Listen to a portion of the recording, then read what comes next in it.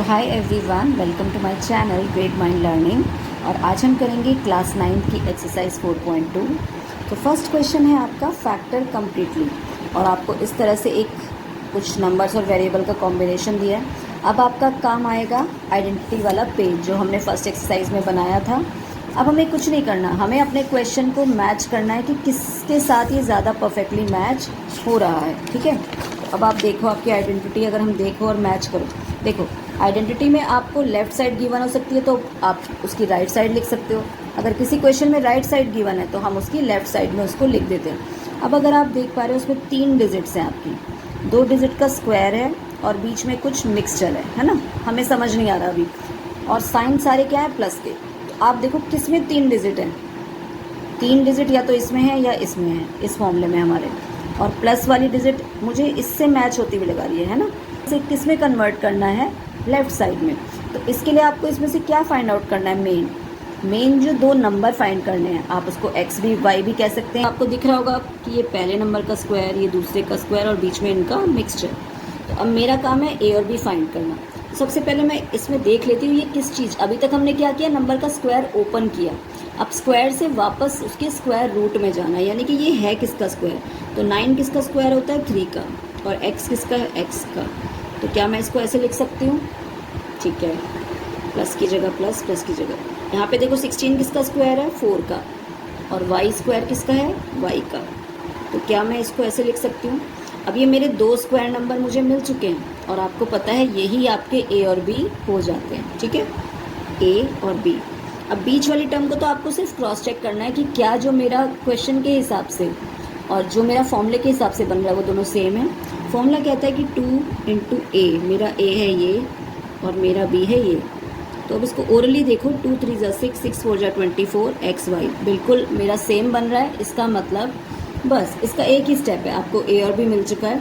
Right hand side आपकी match हो गई है बिल्कुल। तो अब आप इसको लेफ्ट साइड में लिख सकते हो, यानी कि आपको ए देखना है, ए प्लस बी और इसका होल स्क्वायर, और यही आपका हो गया आंसर। सकते हो अपना। अब आप खुद से ट्राई करो, मैं तो कर ही रही हूँ आपके लिए, तो मेरे साथ साथ खुद भी करेंगे। ये किसका स्क्वायर है, 2 का। ये किसका स्क्वायर है, 5। ये तो हम क्योंकि नंबर बहुत छोटे आराम से निकाल सकते हैं। इसको हम देख लेते हैं हमारे क्वेश्चन के हिसाब से। 2 इंटू ए क्या है हमारा, 2s। बी क्या है हमारा, 5t। ठीक है, नेक्स्ट क्वेश्चन देख लो। से हम गाना लिखेंगे भी और गाएंगे भी। a प्लस बी का whole square is equal to A square plus 2ab plus B square, bracket close. फिर से देखो 49 किसका स्क्वायर है, 7 का। 8th क्लास में आपने याद किए थे ना सारे स्क्वायर, आपके स्क्वायर रूट का चैप्टर भी था स्क्वायर का। 4 है 2 का। और फिर से 2 इंटू ए क्या है हमारा, ये है। बी क्या है हमारा, ये है। नाउ द फोर्थ वन, 4 किसका है, 8 का। 4 किसका स्क्वायर होता है, 2 का। 9 किसका होता है, 3 का। अब अपने हिसाब से देखो, 2 इंटू ए हमारा क्या है, ये है। बी हमारा क्या है, 2/3 क्यू है। चेक करो कि क्या आपका सेम आ रहा है। 2 8 जा 16, 2 जा 32 अपॉन में 3 पी क्यू, बिल्कुल सही आ रहा है। इसका मतलब क्या पार्ट क्या कहता है आपका, आपने रूट का कॉन्सेप्ट पढ़ा था कि अगर 2 रूट वाले नंबर को हम मल्टीप्लाई करें तो उसका होल नंबर बाहर आ जाता है। सपोज़ रूट ए और रूट ए को मैं मल्टीप्लाई करूँ तो वो ए हो जाता है, यानी कि रूट ए का स्क्वायर आपका हो जाएगा ए, है ना। यानी कि ए अगर किसी का स्क्वायर नहीं है नॉर्मल तरीके से तो हम उसको रूट ए का स्क्वायर भी लिख सकते हो। तो सेम यही करेंगे हम। 3 वैसे किसी का स्क्वायर नहीं है, लेकिन क्या मैं इसको ऐसे लिख सकती हूँ, √3, है ना। पढ़ा है आपने, स्क्वायर रूट भी पढ़ा है ना 8th में, बिल्कुल। अब यहाँ पे भी आ जाओ, सेम। 4 आपको पता है 2 का होता है, लेकिन 3 किसी का नहीं होता, तो हम इसको √3 लिख सकते हैं, क्योंकि आप जब √3 को √3 से मल्टीप्लाई करोगे तो आंसर में आपका 3 ही आएगा। ठीक है, अब अपना सेम तरीका, 2 इंटू आपके हिसाब से ए क्या है, ये है। आपके हिसाब से बी क्या है, ये है। अब देखो √3 से √3 आपका कट जाएगा तो क्या बचेगा, 2 2 जा 4 ए बी, तो बिल्कुल सही आ रहा है मेरा। तो मैं इसको यहाँ पे ए की जगह पूरा ए आ जाएगा और यहाँ पे आपका बी आ जाएगा।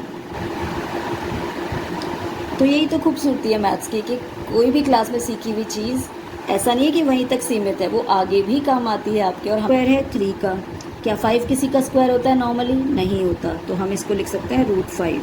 और साथ में हमें s दिया है, थोड़ा s को ढंग से बनाना क्योंकि वरना कंफ्यूज हो जाओगे s और 5 में, ठीक है। 5 किसका है? फिर से √5 का स्क्वायर अपना सेम 2। हमारे हिसाब से a क्या है हमारा? ये है। b क्या है हमारा? ये है। इसमें भी आप देखोगे √5 से √5 कट जाएगा तो क्या बचेगा? 2 3 6 SV एंड। अब चलो क्वेश्चन 2 देखते हैं। अब आपको इस आइडेंटिटी को यूज़ करना है, यानी कि आप अपनी जब टर्म को ब्रेक करेंगे तो वो माइनस में करेंगे। इससे पहले हमने प्लस में किया था, तो अब अगर हमें माइनस में करना है ब्रेक तो क्या मैं इसको लिख सकती हूँ 80 - 1 करेंगे तो 79 ही आएगा। अब ये मेरा A हो गया, ये B हो गया। और आइडेंटिटी वैसे तो आपको माइनस आता है, बट फिर भी किसी को अगर कुछ भी डाउट हो तो यहाँ पे आई थिंक क्लियर हो जाएगा आपका, है ना। तो आपका आंसर आ गया है 6241। अब आपका सेकंड पार्ट है यहाँ पे 193 का स्क्वायर। अब इसको भी हमें माइनस में करना है, तो इससे बड़ी टर्म देखो, 193 से बड़ा क्या है? 200, है ना। 193 से जो अगली डिजिट है तो 200 ही होगी। 200 में से कितना माइनस करना पड़ेगा मुझे? 7 कम से कम, तब मेरा 193 आएगा। तो यहाँ पे मेरा ये A हो गया, ये B हो गया। 37249, ठीक है, ये इसका आंसर हो जाएगा। तो 3 का स्क्वायर होता है आपका 9, 2 0 की जगह क्या आ जाएंगी आपकी 4 0, 2 3 6 100, है ना, और प्लस में 1। तो आप 90,000 में जब 1 प्लस करोगे तो 90,001 हो जाएगा, और उसमें से हमें 600 को माइनस कर देना है। तो आपका आंसर आ जाएगा 89401।